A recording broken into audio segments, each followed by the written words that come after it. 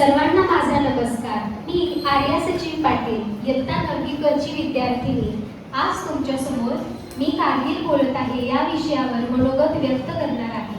मी कारगिल बोलत आहे। हिमालयाच्या कुशीत वसलेली भारताची अभिमानाची भूमी म्हणजे मी। सन 1999च्या लढ्यात माझ्या अंगावर खूप युद्ध झाले। युद्धाचे वादळ सुरू झाले।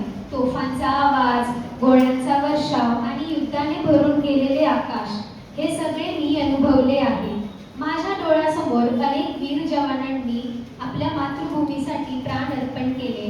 माझ्या मातीसाठी त्यांनी आपल्या प्राणाची आहुती दिली। हे पाहून माझे हृदय अभिमानाने भरून आले, परंतु माझ्या हृदयाला दुःखही झाला, कारण प्रत्येक शहीद सैनिकामागे एक आई आपल्या मुलाची वाट पाहत होते, एक वडील आपल्या मुलाचा अभिमान बाळगत होते, एक पत्नी आपल्या सुखी संसाराची स्वप्ने पाहत होती, तर एक लहान मूल आपल्या बाबांच्या परतीची वाट पाहत होतं।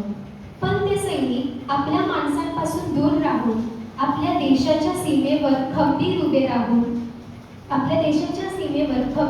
राहून देशाचे रक्षण करत होते। त्यांच्या मनात एकच विचार होता, माझा देश सुरक्षित राहिला पाहिजे, माझा देश सुरक्षित राहिला पाहिजे। म्हणून त्यांनी स्वतःच्या जीवाची पर्वा